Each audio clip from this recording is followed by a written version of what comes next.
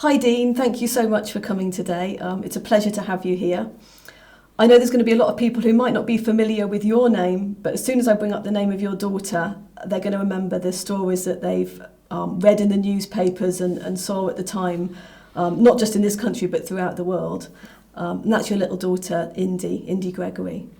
And I know it was a tragic situation, but also we just want to talk about the beauty of her life and how precious she was.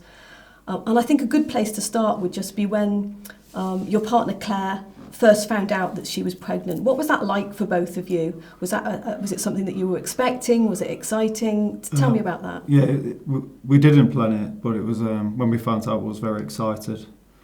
We kind of, Vienna is our only child together, so we didn't want Vienna to be on her own. So I was really excited about having a brother or sister for Vienna. How old was Vienna at the time? Vienna would have been 6 at the time. Yeah. Right. Okay. So she was quite excited as well. Yeah, then, was she was really excited. Yeah. And did she know from early on that she was, a brother or sister was coming? Yeah. She's very clever. She knew.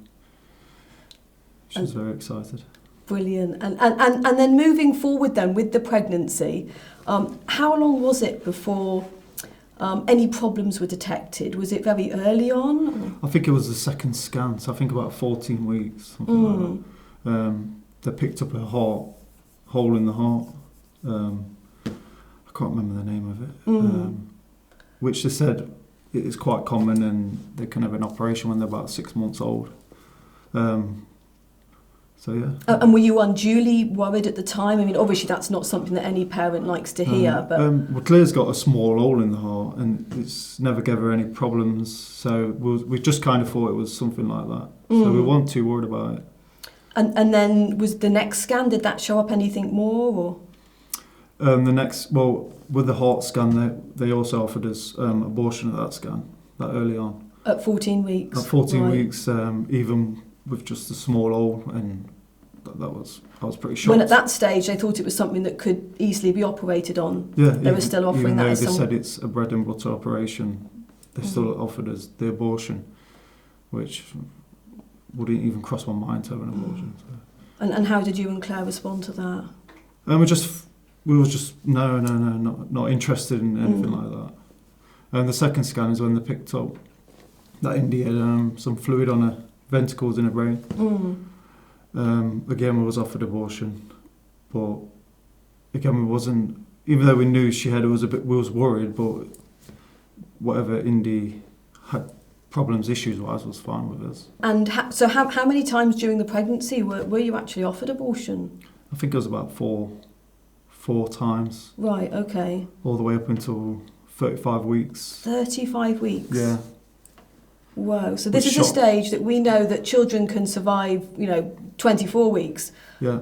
To 35 weeks 35 you were weeks. offered abortion. And we was shocked, but we didn't think anything of it. We just thought, is it normal to offer? I don't know. We weren't unsure, but obviously for us it was like, no chance. And this was even when you'd made it clear beforehand you weren't interested in that option. Every time, yeah. It felt like I was being pressured into it. Definitely. Or tried to be talked into it. And was there ever any talk, was there anything that could be done for Indi whilst in the womb with the conditions that she had, or was it waiting till she was born? That's just reminded me. They did offer a procedure where they put a needle in to test the fluid in the bag. Yeah. They said there was a small percentage, and it was something like for every 100 babies, one would pass away, and I was like, that's not a small percentage. So we're talking about like the amniocentesis test, I presume, that would check. So it just didn't add up. It was like, well, the chances of something going wrong are too high. We didn't want to risk it. Yeah. So we refused that. Good. Yeah, I think a lot of people aren't aware of that and think of it merely as just some sort of, like a scan might be, something that's merely just a checkup. Yeah, I was a bit worried about that when they offered that as well. And they offered it a couple of times as well. So did you know before Indi was born the sort of full extent of the issues that there might be? No. We knew she had the hole in the heart, and then when we started researching the fluid on the brain, it's something that can be quite common, and they have a stent put in it, drains it off. And we was on a group on Facebook, and there was hundreds of children, of what are fine, and it showed him at birth with the fluid, and then they drained it off. So we just thought it was something like that. So, what would be will be. And let's look at Indi's birth then. Was it? Did everything go smoothly? Was it premature in any way? Or No, everything went fine. She had quite a quick birth. We was both terrified because what they told us that she might not come out breathing. Because through the scans they said, "Oh, babies like this don't come out breathing." Mm-hmm. So we was worried, but she came out crying. Everything was fine. And then did problems start to increase afterwards? Or? Yeah, I went to bottle feed her, and she kind of like couldn't swallow properly. And it turned out she had a slight malrotation of the bowel. So she then got took to Queen's Medical Centre from City Hospital to have a scan. And then they sent her to Leicester for an operation. And how quickly did these problems, get quite serious? She had an operation. They sorted out the bowel, and then she went back to Queen's Medical Centre and had a MRI scan on the brain. And then I can remember him telling me that she threw up inside the MRI scan, and then probably a week after that she started having like seizure type episodes. So probably 3 weeks old she started having loss of breathing. So she was constantly in hospital yeah. with this situation. Yeah. And how did you feel she was being treated by the doctors and nurses there? They always kept pushing us to take her to Rainbow's Hospice. When she started having these, they thought there were seizures, and then they told us there weren't seizures.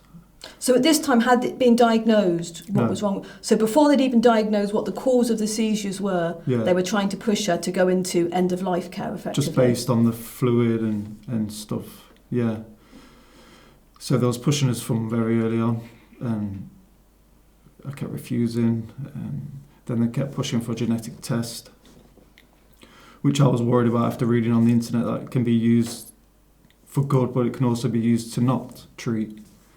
And that's exactly what happened to us. Absolutely, and of course we see this before birth with genetic testing, not to help improve anyone's condition or to prepare anyone for, what the outcome might be, but then simply to eliminate. After that we just got handed a piece of paper after constantly being pushed, and then when I agreed to do it for Indy, we didn't hear from the genetic doctor, we just got handed a piece of paper with this name on it, we didn't know what it was. So I requested to see her. So I was also upset about that. And then we just felt like they were refusing to do the heart operation. There was an excuse to refuse to do anything, basically. And when did you have to really look to get some support for yourself? Because I know you ended up getting legal support, in the end to try and help with your situation. How soon did that happen? She was about just coming up to 6 months old, I think. Because the problem was she was having these seizure type episodes. But then it turned out there wasn't seizures. But then she started a medication, because I kept refusing for her to go to hospice. They agreed to start the medication but supposed to help the condition. And then she stopped having the seizures. But they still seemed, in my eyes, didn't seem happy that she stopped. So it was she stopped, but we're still not going to... It was almost then, in their minds, they decided that she wasn't going to survive. Yeah. Exactly, her fate was decided. And From early scans, I think. Were there any of the healthcare professionals there who were supportive to you or helpful in trying to look at really treating Indy? There was a few doctors what was nicer than the others.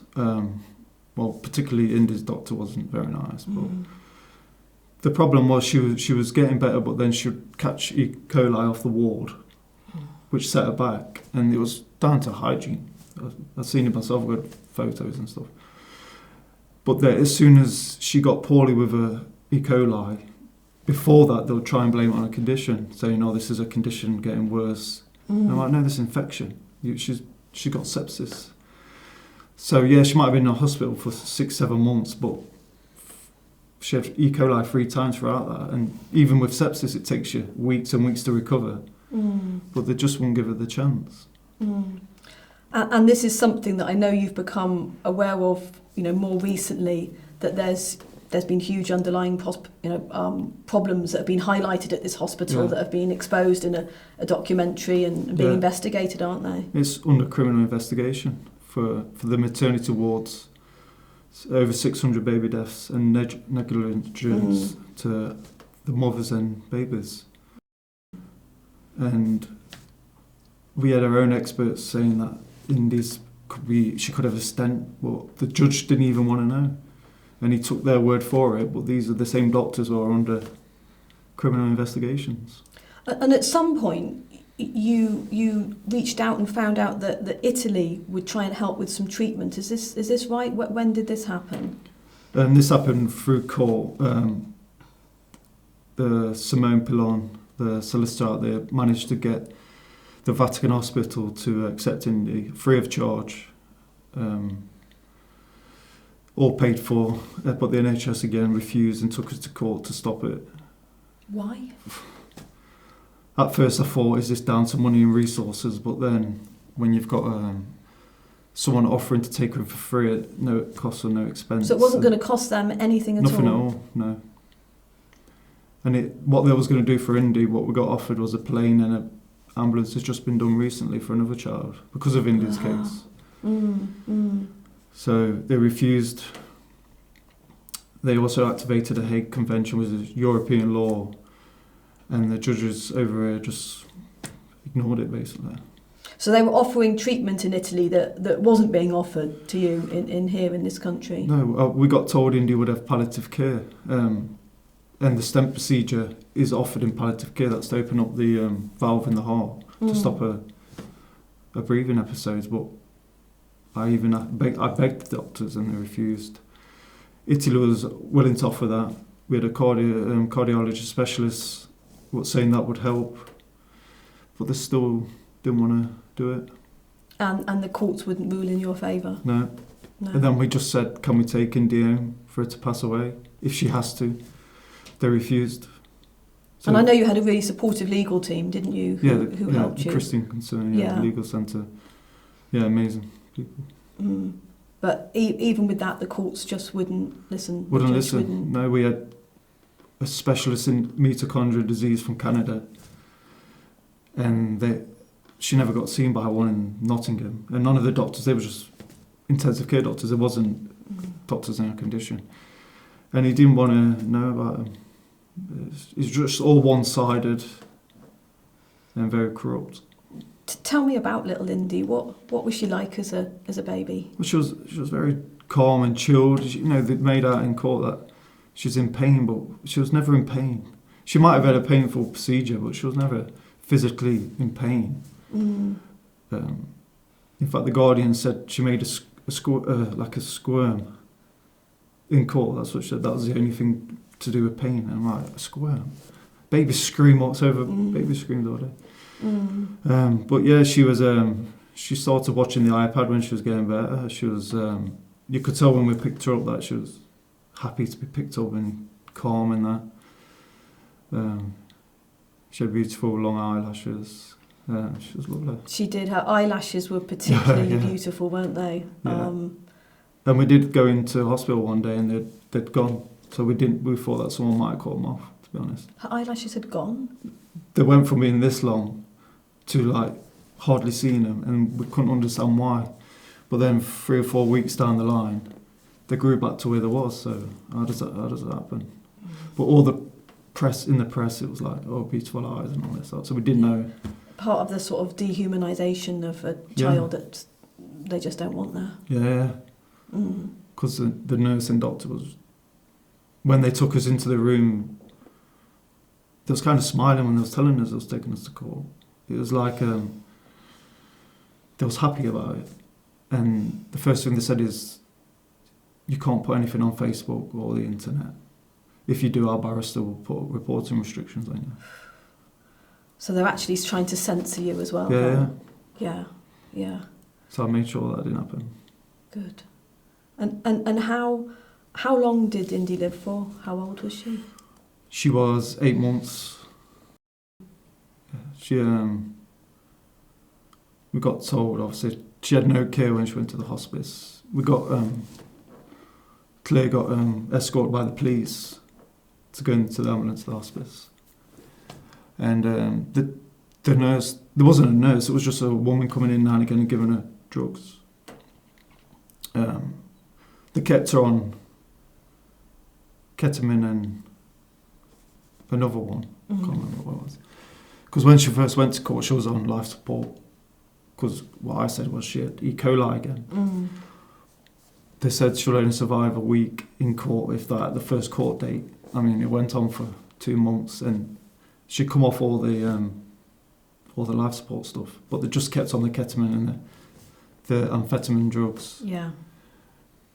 And then when they took the feeding tube out, to take the tube out, sorry, the ventilator in the hospice, it pulled the feeding tubes up. And they just pushed them back down and put the mask on. And then, obviously, that's what I personally think what killed her in the end. Yeah. She filled her with fluid. Right. And that was in the hospice, was it? Yeah. So I presume Indy never came home. She had to be continuously in the hospital care. Yeah, she wasn't allowed to come home, Yeah. I mean, they told us in court that she can go home or hospice. As soon as Italy got involved, it's like, oh no, you can't take her home. So they refused us to take her home. So basically they wouldn't care for her and no one else was allowed to either? No, they wanted to make sure, for whatever reason, she got to the hospice and that was it. And the hospice, they refused to do a, post-mortem on her. So I know at some point, Dean, that you decided to get little Indy christened. Yeah. Why did you do that? It was just from the whole experience of being summoned to the courts. To me, it just felt like being dragged to hell, and it felt like it was a battle of good versus evil. So I wasn't such a believer. I believe in God, but I was never like going to church. But being taken through all that and experiencing all that made me think that there must be, if there's evil, there must be good. So yeah. And have you got a little photo of the christening that you can share with us? yeah, we've got one in this book here. Show you.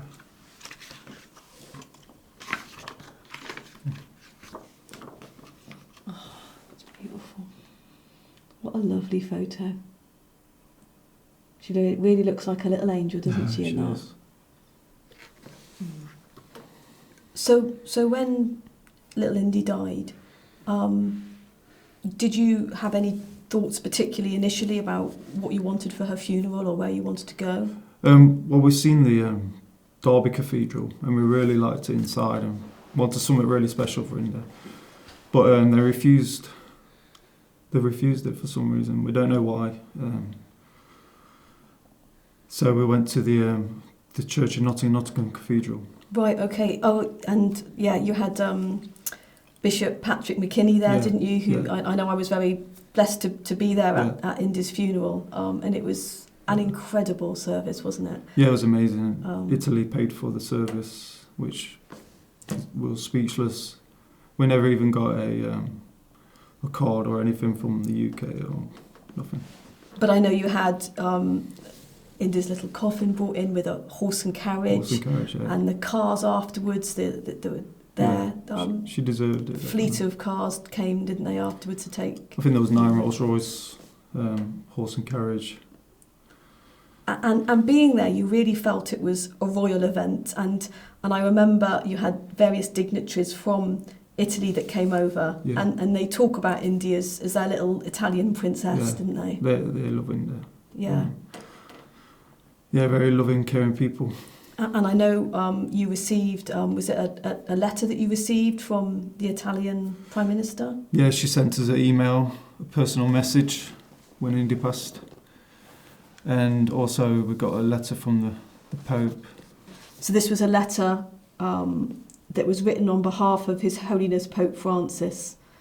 And he, reminds you of the beautiful words of Jesus that say, "Let the little children come to me.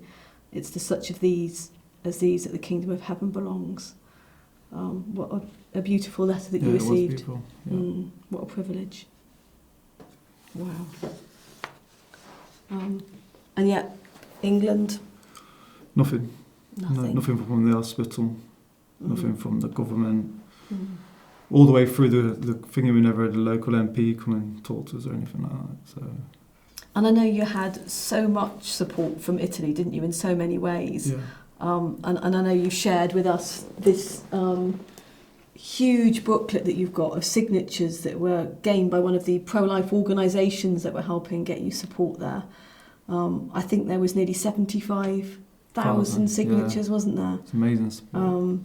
Just the amount of them is incredible. It's just a whole booklet full of signatures of that's all Italians that supported you. All Italian people. Yeah. So it's no wonder that you feel so connected to Italy with the support that you had there.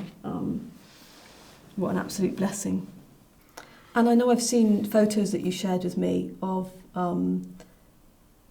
Indi's grave, and you've got Italian flags all over the place, haven't you? Yeah, definitely. Yeah, that's our thank you, and obviously, in our eyes, Indi is half Italian now because they made her a citizen.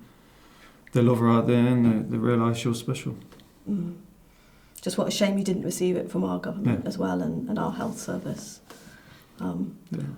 Looking back now, what do you feel is Indi's legacy? I just hope that Indi's legacy will stop this happening to other children, because obviously life is the best gift, and just because a child might have a disability or something doesn't mean they deserve to die. I know one of the most beautiful things that I think in all of this is just looking at Indi's face. There was just something so incredibly, not just beautiful, but so incredibly deep in that little face. I think that's partly what moved everybody so much, seeing, like you say, those photographs of Indi. There was something incredibly special about her, wasn't there? Yeah, definitely. And yet we see that, not only did they not care about her before she was born because she wasn't deemed to be perfect, but after birth as well, it continued. Yeah. We was willing to we was the ones who would have to care for her. We was willing to make the sacrifice if she needed more support, but they wanted to play God and end her life. Mm. What would you say to anyone else who's, maybe those early stages, finding, some news that they're not expecting during pregnancy and being offered abortion like you were? I know many people, cave in or even being told that this is the responsible choice. What would you say to those people? Doctors don't always get it right, and they're not experts in everything. Everyone makes mistakes. So they could give you a scenario what doesn't happen. You read about it all the time. They told us she wouldn't come out breathing, and she did come out breathing. So. And obviously you only had a short time with Indi, comparatively speaking, but what did that time with your little daughter mean to you? Even though we didn't want to be in the hospital because of the atmosphere, I would still be there now. If she was in there, there's always hope that she's going to get better. And I believe she was getting better. That's the worst part. She just caught an infection. If she'd have got the right care and a team willing to help, she would definitely still be here today, 100%. So the only regrets is that she didn't get the care that she did, even though it was a very difficult time for you having to be with a child that's ill. You obviously don't begrudge any of that. No, it must have been an incredibly precious time to be with your little girl. Yeah, definitely. And how do you think of her as part of your family now? She's always. She's all over the house on the walls and everything. She's very. We just know she was very special, and Vienna knows she's with God now, and she understands. I think that she believes there's obviously heaven, so that's good. Indi's very special. She'll always be special. We'll always remember her. And I think she'll always be remembered over there. And not just by you. Not just by me, no.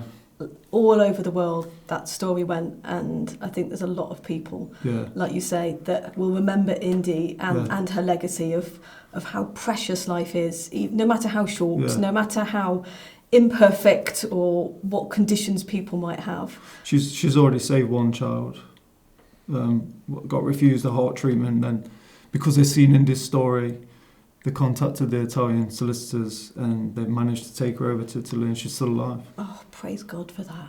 Yeah. Praise God. And praise God for the life of Indi, short though it was and shortened though it was. And thank you so much for sharing that legacy of Indi and how precious her life was today. We're really grateful to you. Thank you, Dean. Thank you. Today we're here at the funeral of a princess. And not only because, as we have seen, she has arrived with a horse carriage, like a queen, but above all because she is daughter of the King, daughter of God.